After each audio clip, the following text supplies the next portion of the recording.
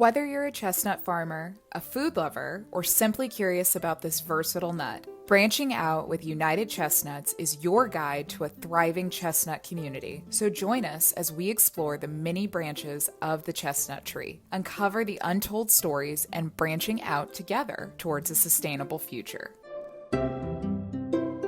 Welcome to the first edition of Branching Out in 2024. I can't think of a better first guest than Mr. James Nave. Buzz Ferver reminded me the other day that James truly is one of the unsung heroes of the chestnut industry. The chestnut world is still really pretty new in the United States, but people like James and a handful of others have been researching and advancing things for many, many years now. It's a treat to have James join us and talk about some of the learnings. This is part one. And if you haven't already, please take a minute to subscribe to our podcast on YouTube, Spotify, Audible, or wherever you listen to podcasts. And go to unitedchestnuts.com and subscribe to our weekly blog. You won't want to miss part two. The discussion here is filled with pretty technical information that is especially helpful for newer growers. So I encourage you to grab your notebook, a cup of coffee or tea, and dig in. And thanks again for being part of Branching Out and the chestnut community. For all of us, whether we call you James or Mike or Michael, tell us a little bit about how you got into the chestnut industry, what fascinates it about you, and why you share your knowledge so willingly with the groups. The source of my interest in chestnuts is not as clearly defined, I think, as a lot of people, or perhaps it's just odder than many people. In 1990, I bought a new house in California, and it was on an acre of land that wouldn't grow anything. I mean, there were not even weeds on this land. That was in July. And that fall, I went up to Apple Hill, which is an area in the Sierra Nevada foothills where they sell apples and, as happenstance, also chestnuts.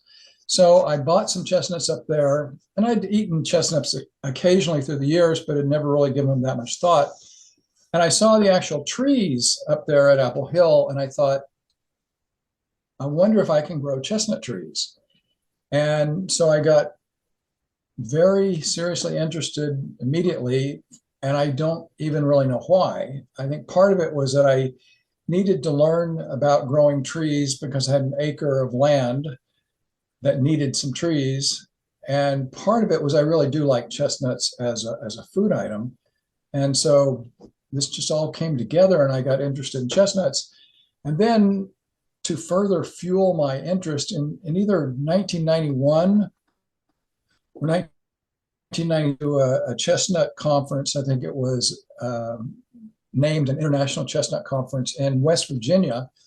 And while I was there, I met Greg Miller. I met Sandra Anagnostakis.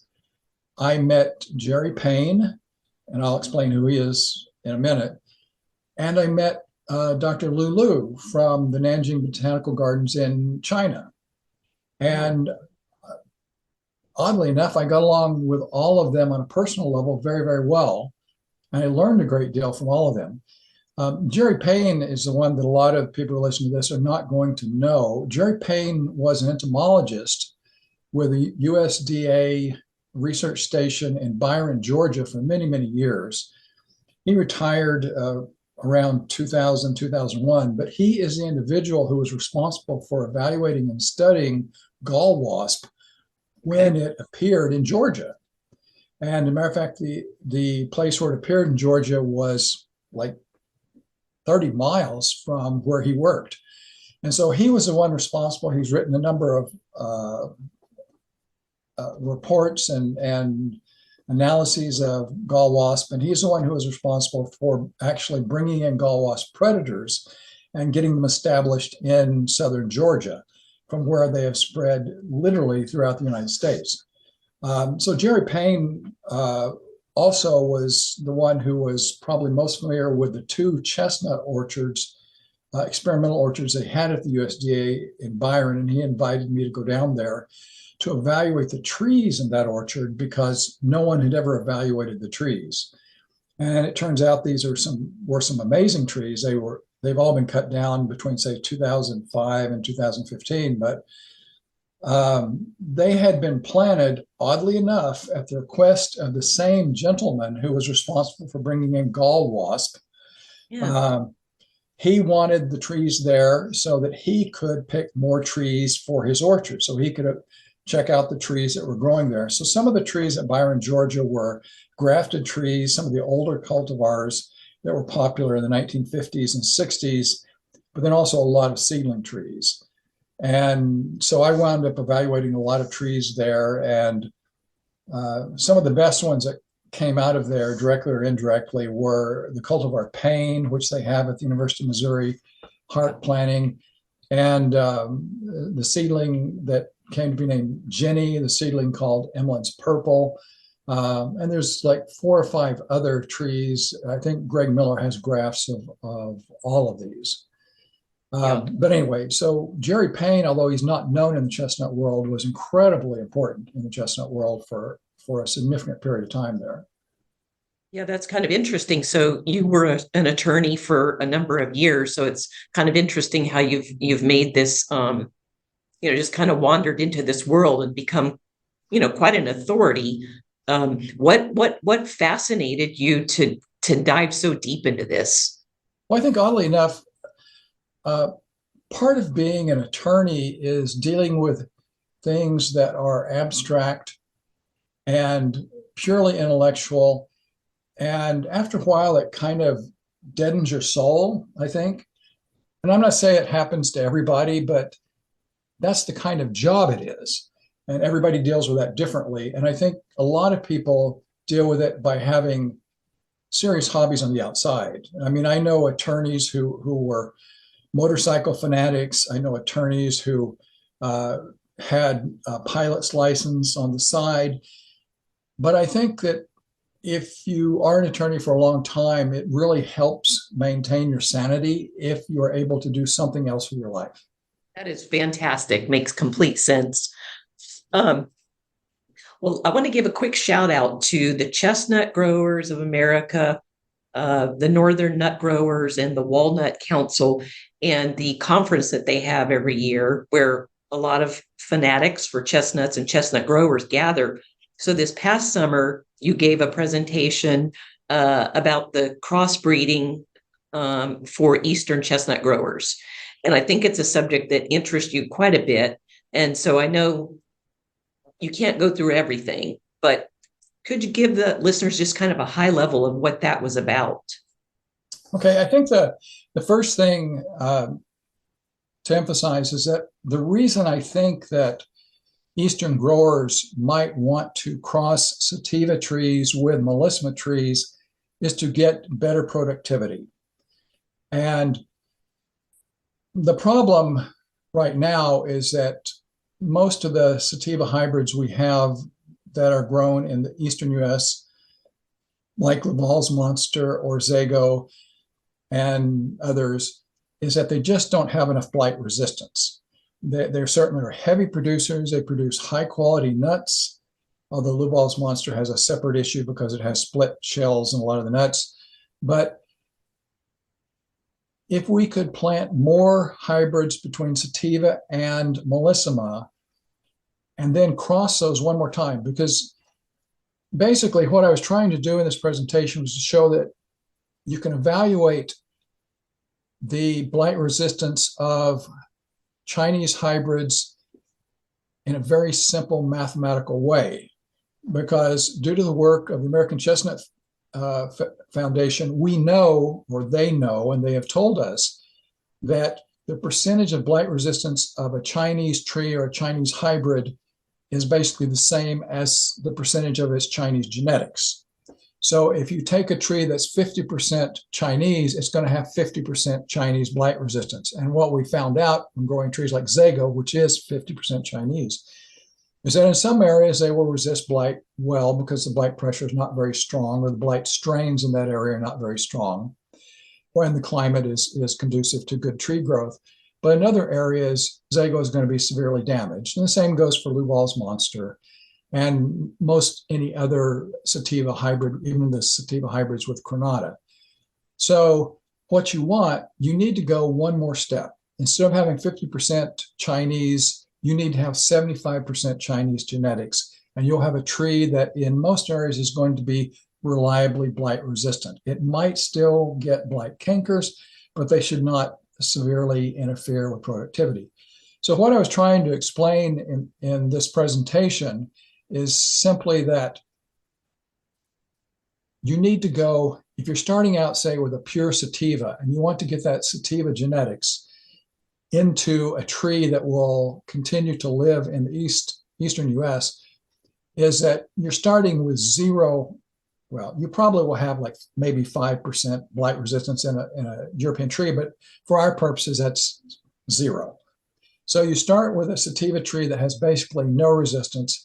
You add one Chinese tree and you get a seedling from that, you've got 50% resistance, which, as I've mentioned, is not quite enough. But if you cross that, if you get a good seedling there and cross it one more time with something Chinese, you've got 70% Chinese genetics and 75% Chinese blight resistance, which should be enough.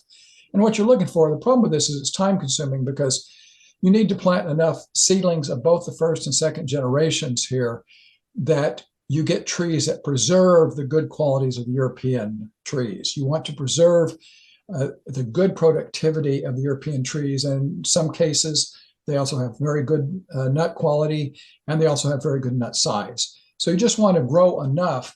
And I've been doing this for quite a while. And the problem is operating on a very small level. I mean, I had a 1 acre parcel for 20 years. And at times I had 800 or 900 trees growing on that one parcel, but still there is only so much you can do on a very small parcel.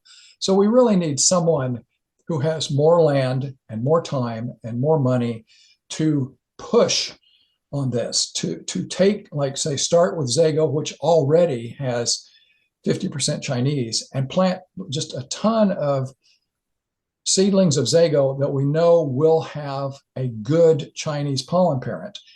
And you would hope, and I'm sure you would, eventually get some very good seedlings from that will have greater productivity than any Chinese trees we currently have growing in the East, and will have average nut size that is larger.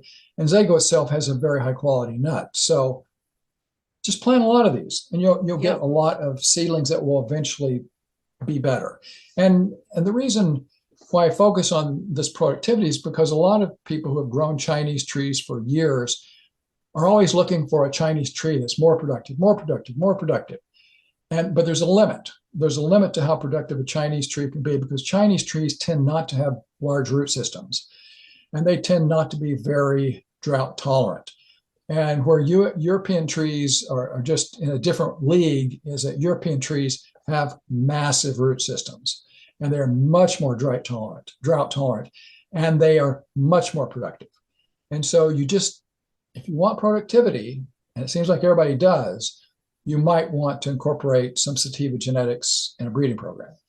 Okay, so there's a nice group of people that are joining this industry. And so for those that are interested in obtaining these trees or the nuts to raise the trees, what are your recommendations for these folks? Well, right now you can get some good seedling genetics from Route 9 Co-op, which is the most recent name for Greg Miller's Empire Chestnut Company. Not the same group, it's a different group, but still the primary presence in Route 9 Co-op is Greg Miller's Empire Chestnuts. And then also from the University of Missouri Heart Program. The problem is that, as Greg mentioned this in his discussion with you, is that a lot of times we don't have a lot of trees, of these better trees, we don't have a lot of trees from which we can get graft wood or from which we can get nuts.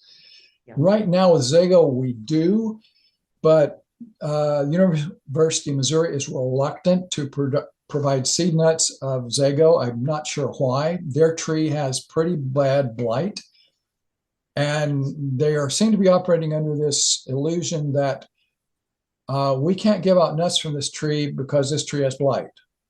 And there is no intellectual logical connection there. You can give out nuts from any tree and people can do whatever they want with them, because a lot of the nuts from the Zago tree at Hark are going to have Chinese pollen parents, and they're going to be much more blight resistant than the Zago tree they have. And the same thing is true of Luval's monster. The Luval's monster tree at Hark has blight, as does the one that Greg Miller has. And also Luval's monster has this secondary problem that nuts have, a lot of the nuts have shells that have splits. But if you go one more generation, if you cross that with a pollen parent that has large nuts, then that shell splitting problem should disappear. And also you should be able to fix the lack of sufficient blight resistance in just one more generation. So Luval's monster and Zago are good trees to work with, and Hark has them, and Empire Chestnuts has them, and also Ace. Ace is a very complex hybrid that has heavy productivity, extraordinarily vigorous tree, and both Greg and Hark have it. And it's a very odd tree because we don't know the exact genetic background of it. And so far it seems to be blight resistant. I don't know of any reports that it has obtained blight, but the problem it has in terms of a commercial tree is that it is a tree that produces variably sized nuts. And this is a concept that a lot of Chinese chestnut growers in the East and growers in the West are not aware of, is that some chestnuts produce nuts that are the same size, basically. They have like in the same size range. There's a Chinese tree I've grown before called Keung. And Keung, you can pick out all the nuts and 90% of them are exactly the same size. Huh, and really? That may or may not be something that somebody's looking for, but it's important to understand that this exists because there are trees out there that produce variably sized nuts, and Ace is one of them. So that's why I think Ace is not in the long run a great tree for commercial producers, because it produces variable sized nuts. You will have small nuts, medium-sized nuts, large nuts, and even very large nuts on the same tree dropping at the same time. And for a commercial grower, for a backyard grower, that doesn't make that much difference. But for a commercial grower, you don't like that. And this is also the problem Colossal has, which Colossal growers kind of forget to mention, is that Colossal is a variably sized nut producer. Colossal has, even a healthy Colossal tree that's producing extra large nuts will have small nuts, medium-sized nuts, large nuts, and extra large nuts. And when they're talking about how amazing it is to have all these large Colossal nuts, they always forget they're producing a lot of small nuts, which basically are, who can you sell a small Colossal nut to? I mean, Colossal nuts, and I think a lot of the people listening to this are going to know already, I'm not a fan of Colossal. I don't think the nut quality is adequate to be a commercial tree. I don't think the nut quality is adequate for this to be a backyard tree. It just doesn't have good nuts. And one of the problems it has is this massive production of small nuts every year on every single tree. And so you have to look at this. It's in terms of, if you're a commercial grower and you're trying to produce nuts to sell, and you think, wow, Colossal produces these really huge nuts, and it really does, but you can't sell your small nuts. So you have to factor that in. And that's something that growers tend to forget. And it's the same thing with total productivity. Sometimes growers exalt productivity over nut quality and nut size.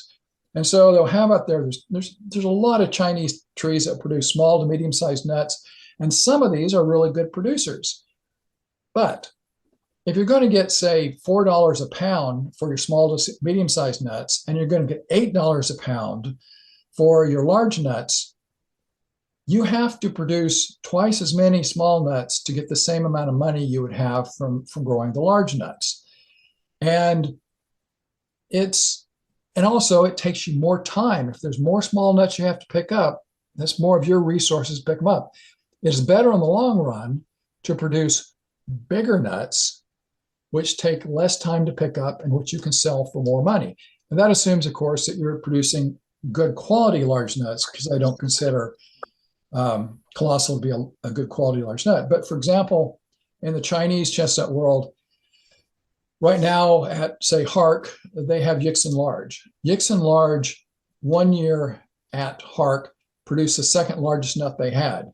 And to be clear, the only thing that was larger than it, I think, was Marisard, which is a sativa Granada hybrid that has massive nuts.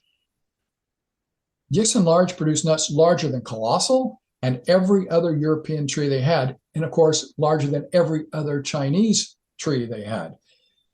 Yixin Large also has an incredibly tasty nut.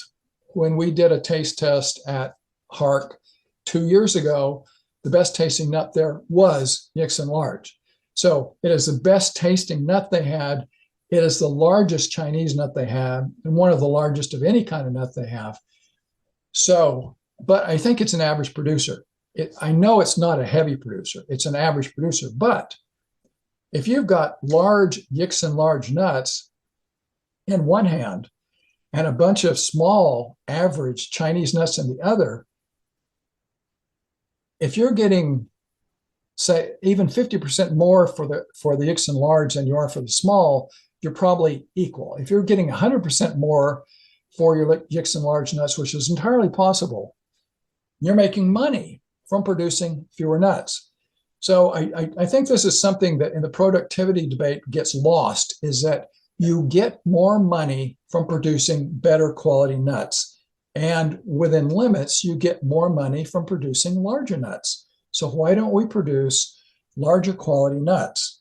And too many people are right now, too many people are getting by producing small and medium-sized nuts. And this is what happens with a lot of the Dunstan seedling nuts, is that there are so many people selling Dunstan seedling nuts. You can go on eBay every fall and you'll find 100 people selling Dunstan nuts, because they grow them everywhere. And there is nothing special about these nuts.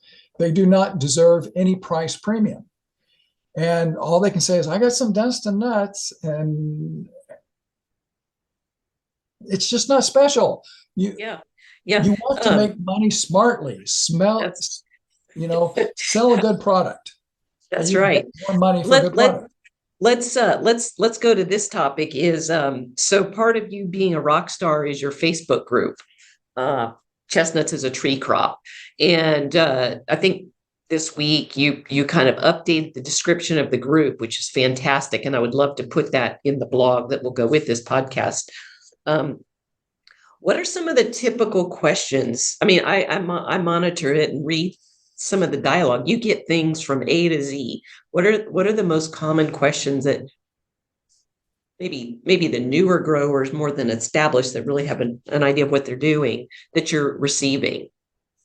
Well, I think that over the last year, we're getting a lot of questions, and for my sake, too many questions on very simple things. And I honestly get bored with a lot of these simple questions, like, what are the 20 best cultivars? Well, that depends on where you are and what you're growing, what kind of soil you've got. And also that brings into play the different dynamic you have on the East Coast and the West Coast. Because on the West Coast, you're going to be growing European trees and hybrids, and on the East Coast, you're growing Chinese trees and hybrids. And it's a very, very different world. And as Greg Miller has discussed before, if you're growing Chinese trees on the East Coast, certainly in zone 7 or below, you probably want to grow mostly seedlings. And if you're growing European trees on the West Coast, you want to be growing mostly grafted trees. Yep. And we can get into that later if you want to. But the point is that I get these very simple questions from people about, what should I be growing? Well, first, where do you live? Mm-hmm. What kind of resources do you have? Is this for you, or is this a large commercial operation, or what do you want to do? Do you want to sell these to people? Blah, blah, blah, blah. So that simple question, what should I grow, is actually a very complicated question. And once you do settle in, then there's some point at which they're going to ask you for the best cultivars. And, as Greg has also discussed, different things grow well in different places. And, I can't remember exactly which cultivar it is, but there's one specific cultivar that we were discussing not too long ago about how well it did in Ohio and Pennsylvania. And then somebody was also growing it in Tennessee and said, well, it's junk in Tennessee. It doesn't do well at all in Tennessee. And of course, it's more complicated than that. We don't know all the details of how the person was trying to grow it in Tennessee, et cetera. But the basic premise is still true. Some trees do better in some climates and in some locations. And so this simple question, what should I grow, turns into a very complicated question. And I think certainly for East Coast growers, you need to plant as many different kind of seedlings as you can just to see what likes your conditions, what grows well for you in your area. Because there are some trees, like when I was growing Chinese trees in California, Chinese trees do not like California at all because they get sunburnt. They have a tendency to get sunburnt. It gets way too hot and there's low humidity. So you get sunburned leaves, you get sunburned burrs, you get sunburned branches. But some Chinese trees in California didn't get sunburnt at all. And then some of them got severely sunburnt. And so you don't know that until you plant it. You don't know what's going to happen in your area until you plant something. So we get a lot of those basic questions, which eventually turn into much more complicated analyses.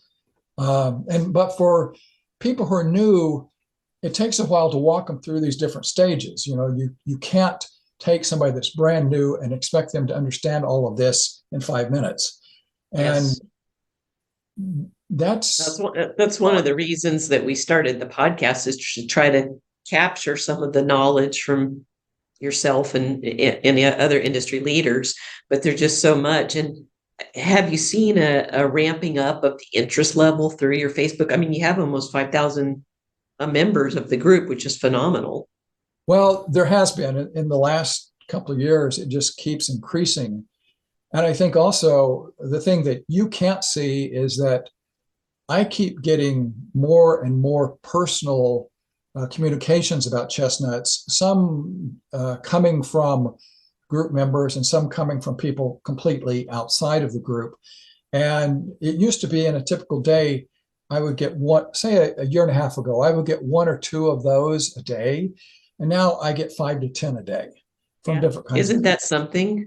What do you think about that? It's really annoying. Yeah.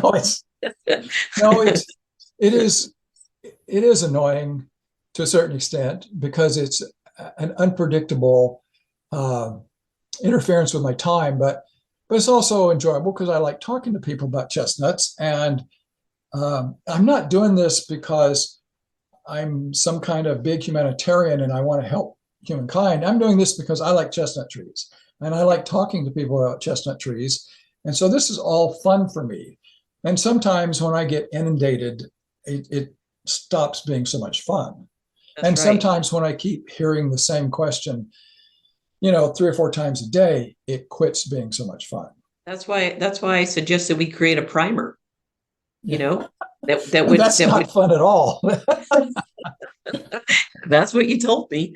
I know. I mean, if you ask Greg Miller to do that, he will tell you no, just like I did. And if you ask Sandra Anagonskakis to do that, she will tell you no, just like I did. You ask anybody in the chestnut world to do that, and they'll say, no, thank you. Because there's too many layers of it. There's so many layers. I mean, it's incredibly complex because, you can talk to say Greg for 2 or 3 hours about these topics, and yet not even brush upon a ton of other stuff. Same thing for me, and not singling out Greg. It's just that Greg can give you a ton of information over, say, 3 hours, and yet he has barely touched the surface of the information he could give you.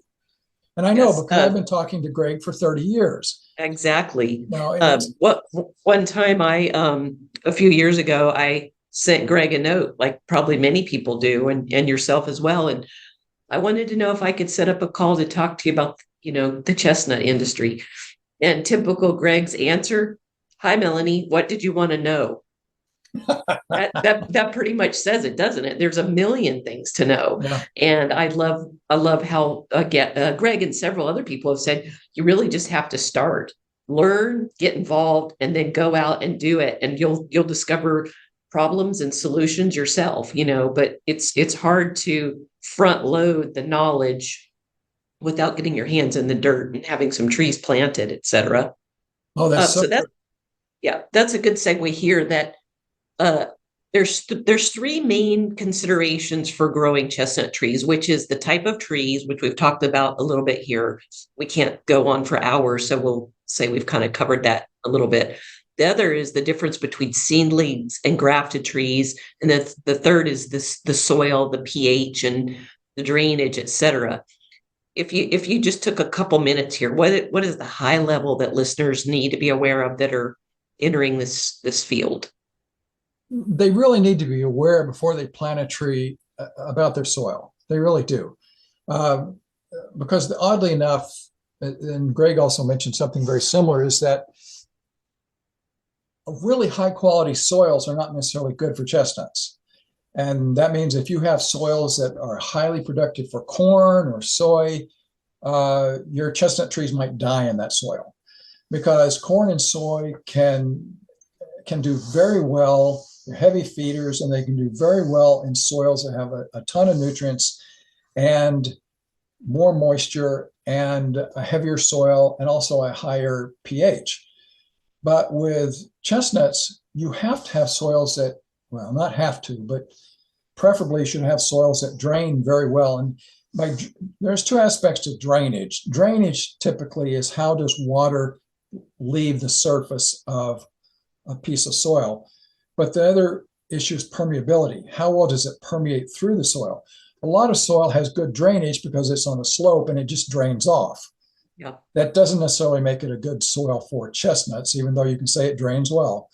You want a soil that will have some permeability so that when it rains, it does go into the soil, but you want it to be permeable enough that you don't have too much water in the soil at any given time so that it permeates through the water. So it gets a little more complicated there because people say, but I have very well drained soil. Yeah, but you have no permeability here. How would someone test that? What Well, was your actually, if you recommendation? just look up most of the Web Soil Service, US Yep. DA's Web Soil Service, where they list different types of soils in the US, as long as you know the general type of soil you have, you can look up that soil and it will tell you whether it drains well or whether it has good permeability. That doesn't necessarily mean that your property is going to be exactly the same as what they describe, because there's a lot of soils out there that are mixtures of different types of soils. But by looking at the online US Web Soil Service, and you can just put your property in there where your property is, the address, and it will tell you the name of the soil, like say Coddington Silt Loam. And then if it doesn't tell you the drainage and permeability of Coddington Silt Loam, then you just go to a separate website, just look up Coddington Silt Loam, and you'll get these long, detailed explanations of the various layers of the soil. And people get confused by the fact too that you want a low pH for chestnuts, but you have these different soil layers and in most soils. And so you'll have like the first 5 inches are say extremely acidic, and then the next 5 inches are moderately acidic. And then below that, you can have, this is not common, but you can have alkaline soil. And so you should be aware of that before you plant.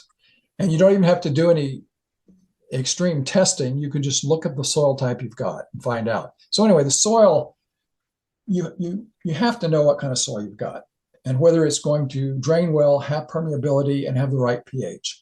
And then, of course, you get into more complicated things about whether it's good in terms of the nutrients it provides. And that's a much more complicated area, except that one thing I want to say, just because people need to understand this. After the 3 major nutrients, potassium, phosphorus, and nitrogen, the main thing that Chinese growers in China say comes next is boron.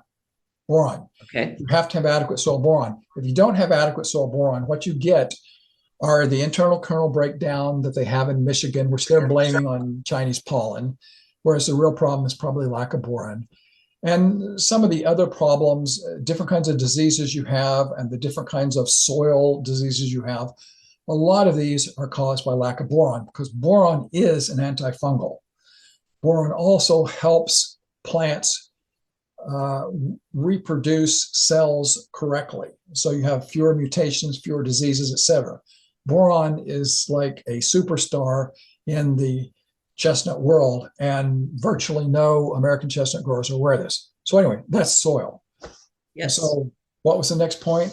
Well, we talked about the difference of seedlings versus grafted and kind of talked about that, but any other thoughts, like West Coast versus East Coast? Many of the people that are listening to this that I am aware of right now are more East Coast growers. I'd like to change that. Yeah, the big difference is that because you don't have blight on the West Coast, you can grow sativa trees, and you can grow some really, really good sativa trees and some good sativa hybrid trees. And they produce larger nuts. They're much more productive than these East Coast Melissima trees. And they also tend to, because they're much more vigorous trees, they graft more readily. Because what happens with Chinese trees, when you try to graft a small Chinese tree, is that the tree interprets the graft that you killed that leader. And so it will start diminishing the amount of nutrients it sends to that leader and try to throw up a sprout somewhere else. And Chinese trees do this because they're not very vigorous. They don't want to waste energy on a damaged limb or damaged branch or damaged leader. They just don't want to. So they will tend to try not. They'll try to restrict nutrients from the graft. And so you have a lot of issues with Chinese trees grafting well. And the other thing is they don't push a lot of nutrients to that. When your very first grafting cut, and you put your signwood in there, the Chinese tree knows I've been damaged. I need to shut off nutrients. And that's what they start doing, more or less. And with European trees just don't care. They'll fix the problem and move on because they're massively vigorous. I mean, it's really hard to explain how much more vigorous they are than Chinese trees. And one example I had was that I had a European seedling tree in California that had flathead apple borers. And I don't know if you're familiar with them, but there are different kinds of flathead apple borers throughout the United States. And they get into apple trees and they bore around inside the trunk. And sometimes the damage is minimal and sometimes they can kill the tree. But they would occasionally, in the years before I was watering my chestnut trees in California enough, they would get in some of my chestnut trees, and they could do some significant damage in my Chinese trees. But I had one time that got into a sativa tree, and you try to get a pin or something and poke it in and try to kill it, and I could never find it. I could never kill it. And so I never got it out. What happened is the tree grew so fast, the tree covered up everything, and it basically buried the flathead apple borer inside, and the apple borer never got out. I mean, it's a level of vigor that is hard to comprehend if you've only grown Chinese trees. Another thing is there was a time where we had 111 degrees for a couple of days in a row. We had 108 degrees with wind for like 3 days in a row. And I had eucalyptus trees die on me. Eucalyptus trees died. None of my European trees died. I had Chinese trees that had severe sunburn. Yeah. None of my European trees died. And it's just, whoa. And also in California, there are people who are dry farming sativa trees. And so they will plant small sativa trees, and you don't get rain in these areas that I'm talking about anyway. You don't get any rain from, say, May through October. No rain whatsoever. And these sativa trees survive. And they That's live. amazing. That's amazing. Whereas on the other hand, in the 1950s or 60s, they planted like 40 acres or more of Chinese trees in the California Central Valley, and they were dead within 2 or 3 years. And they were even providing those with supplemental water, and they still died. Yeah. As a matter of fact, a lot of Chinese trees through the years have been planted in California. They all died. Mm-hmm. So I just want to, I'm talking about it this way because I want people to understand how significantly different these trees are. Yeah. And this also goes back to the point about why you want hybrids with sativa trees. But on the West Coast, you can grow sativa trees. And so you want to grow sativa trees on the West Coast because they are monster trees.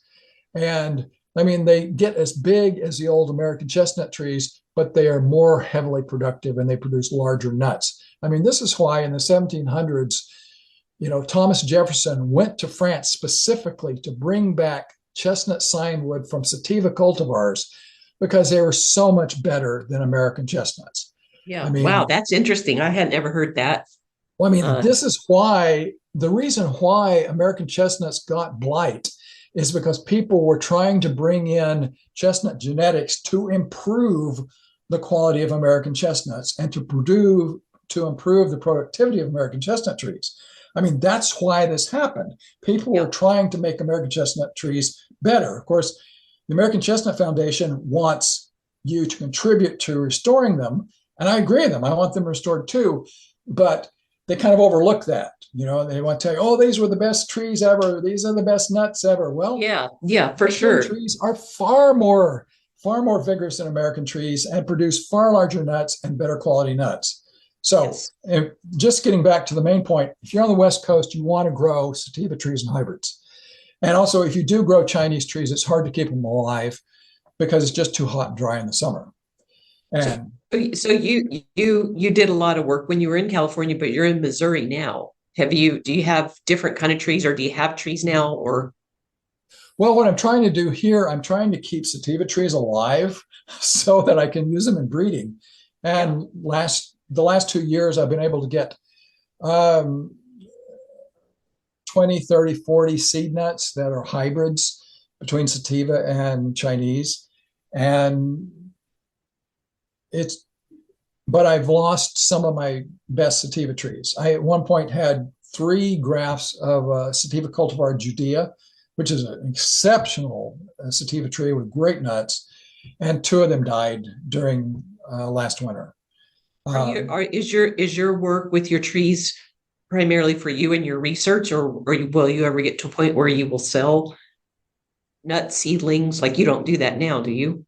No, I've never sold signwood. I've never sold nuts. I have never sold trees. Yeah. And the reason why is not any moral thing. It's that this is a hobby for me and this is fun. At the point at which money begins to enter that situation, that takes away from the fun. And for me, anyway. I love that. I love that. What would you want your Facebook group to know? Like, don't ask dumb questions, or, I think don't grow chestnut trees because you think you're going to make a lot of money.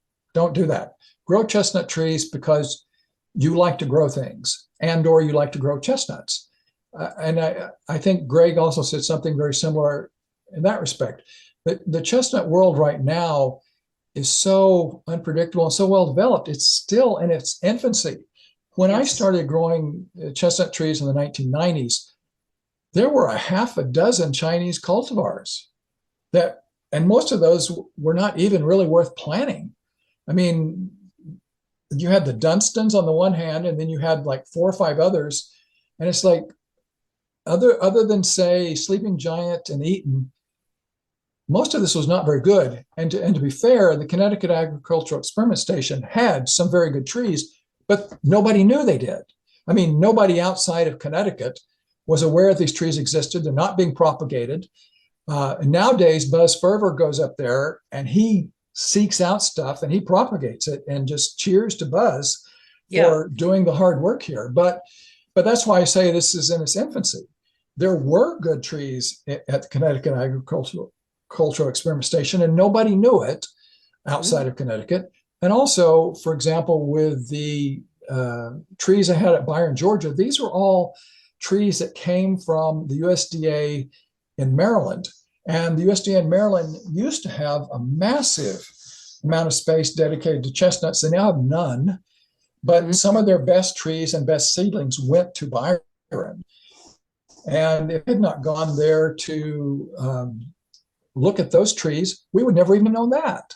Yeah, that's right. I mean, this is basic infancy. I mean, you can't go out in the eastern US and put 500 say Yixon large trees, grafted trees on your property, even if you're in one of the warmer areas where the grafted trees do better. You can't do it because you can't buy them. Yes, that's what Greg said, that he runs out of nuts. The new growers have got to understand that unless you have a huge operation and a lot of money so you can force these things to happen, like you can tell Forrest Keeling, who is not at all they have had genetics for some of these better trees, and they have sold a few trees here and there, but they're not pushing them, and they're not continually renewing, I think, their inventory. But if you have a major grower come along saying, I want 500 Yixon large next year, then I think, Forrest Keeling may be able to do that for them. But they're not going to do it unless a big grower comes along and forces them to do it. So you've got, and of course, Forrest Keeling mainly sells wholesale anyway. So they're not selling small quantities to people who want smaller quantities of trees.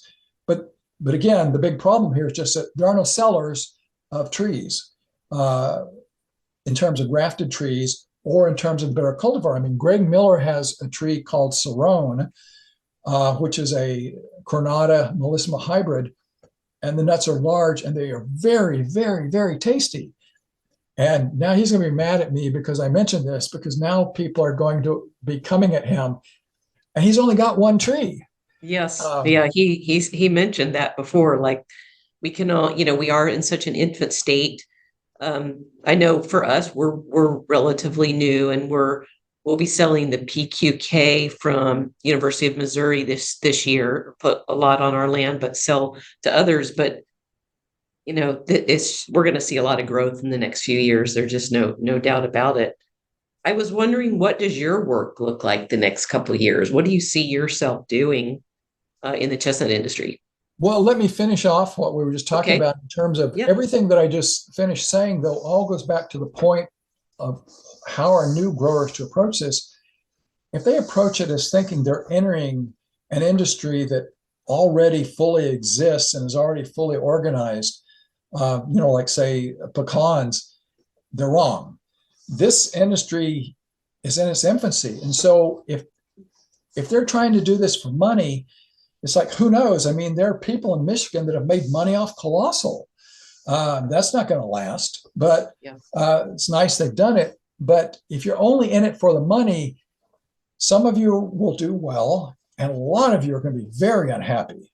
So you should be out there growing them right now because you think this is an adventure, because you're going to be on the ground floor of a new crop in the United States.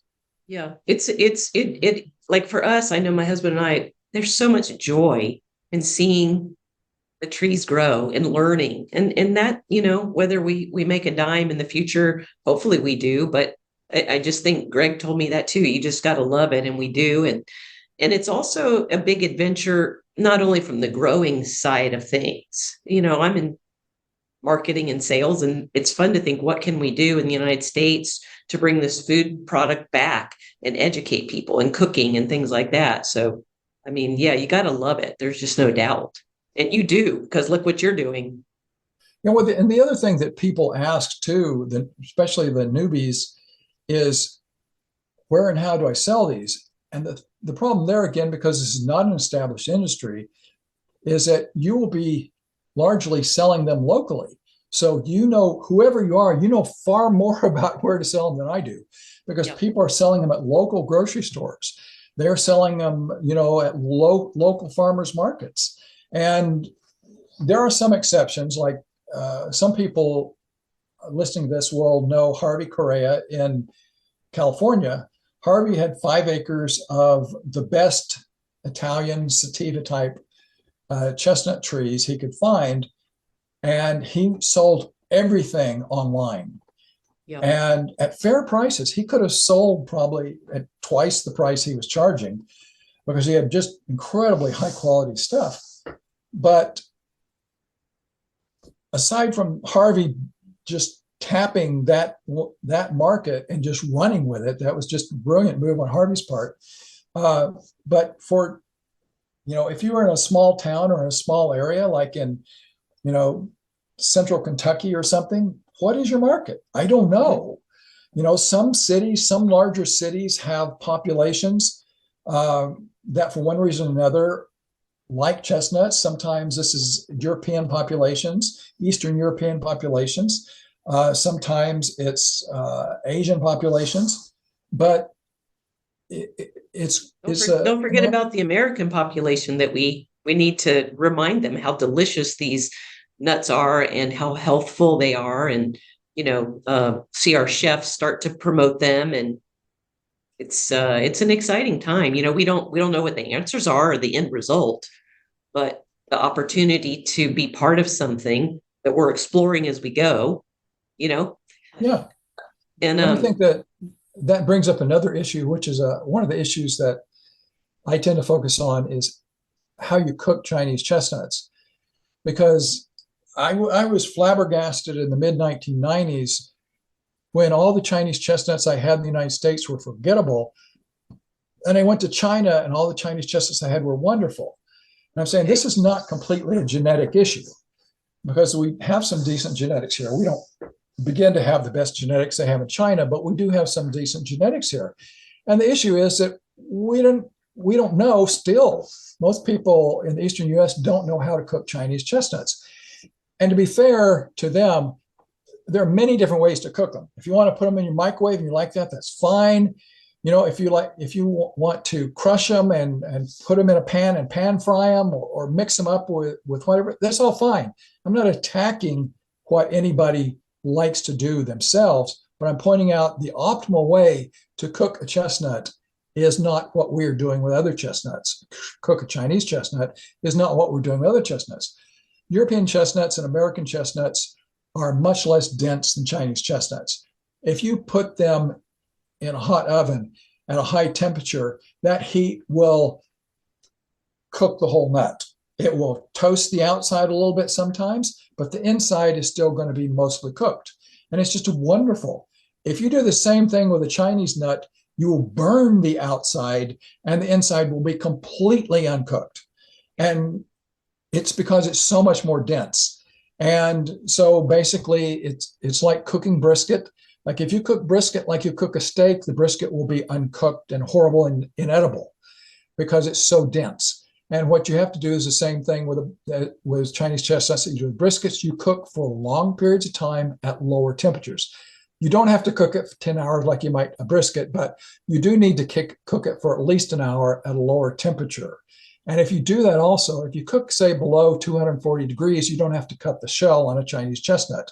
And if you don't cut the shell, they tend to come out more moist and better flavored. So by cooking I think at low temperatures, I think we need to get you in the kitchen and do a video of Mike cooking chestnuts for us. and there's lots of different ways you can cook them slow. I mean, you can bake them slow at low temperatures. You can also boil them slow. I tend to like boiling them slow. Yeah. But I think an awful lot of people who are going to be planting Chinese chestnut in the U.S. don't know this. That's right. I mean, and they believe in this fantasy world where, and partly this is due to propaganda from the American Chestnut Foundation, that American chestnuts were the best chestnuts ever. It's like the first answer is no, they weren't. That's right. I mean, the best Japanese chestnuts I've had were better than American. The best European were better than American. The best Chinese are better than American. But with each one of these, you need to know the optimal way to cook each one of them to bring out the best qualities. Yes. Last night, I had a salad with grilled tofu, and it was horrible because there's a lot of different ways to prepare tofu. Yeah, it's the same thing. So that's a great analogy. Well, last question then, and that is, what do you see your work entailing over the next couple of years to support the growing interest in the industry? Well, first of all, I don't see any of this as work. If this is work, I probably would not be doing it. Yeah. And I don't focus on the industry. I just focus on what interests me, and then I focus on what problems are immediately in front of me. So what problems are, say, the people in the Chestnut group having? Is there a way to solve those problems? But I don't have any overarching plan of how to move along the chestnut industry. Okay. I mean, I wish if I could go scream at all the nurseries in the United States and say, you need to produce some grafted chestnut trees. And I thought that would work. I would do that. But, it's just, I've actually been, in my own way, screaming at nurseries for the last 20 years. If you produce these, people will buy them. And when they do produce them, people do buy them. Right. Well, and as they become educated, that's the dilemma right now is we work to educate the population, but then we can't provide what they need. Yeah. And, we're trying to do our part as a small grower to help. But anyway, will we see you speaking at more events, do you think?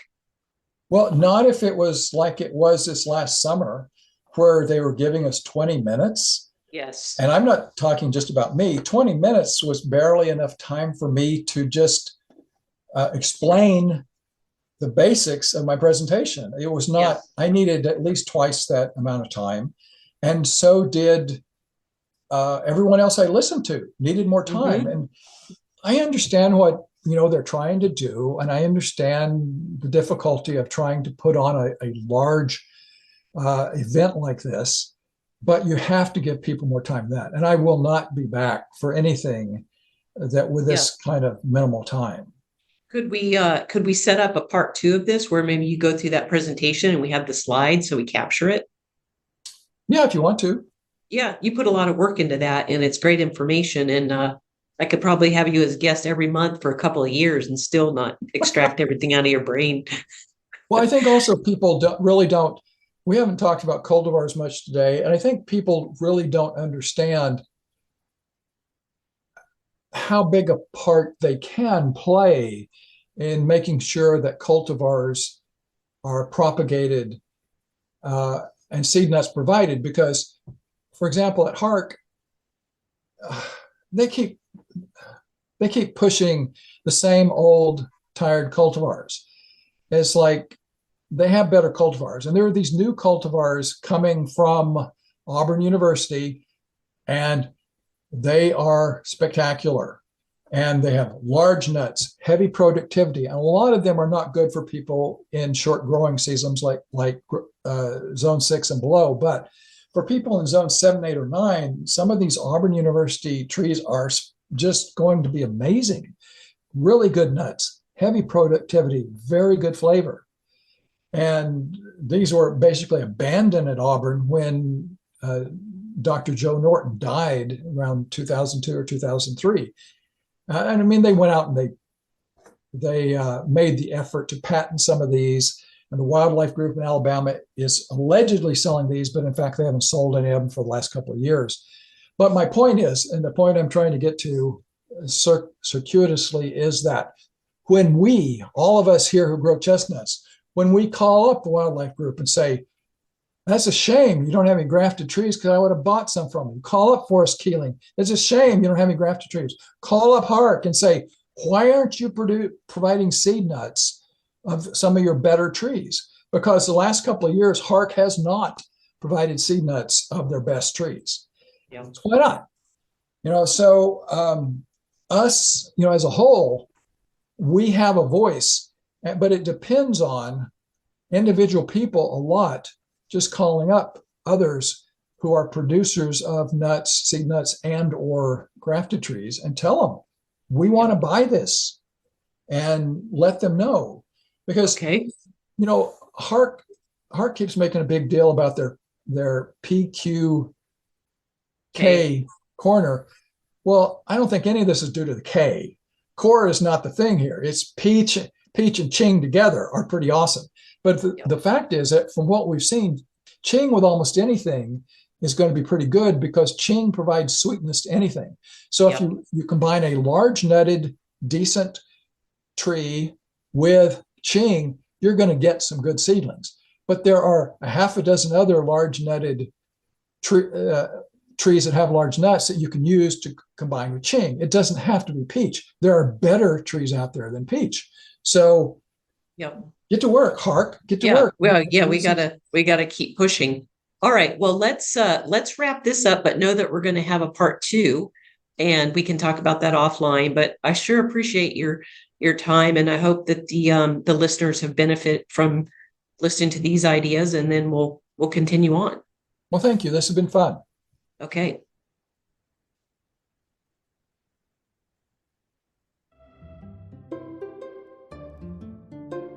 Thanks for listening to Branching Out, hosted by United Chestnuts. For information about chestnut trees and chestnuts, visit unitedchestnuts.com. Subscribe to the weekly blog and join the United Chestnuts community Facebook group. Let's grow together.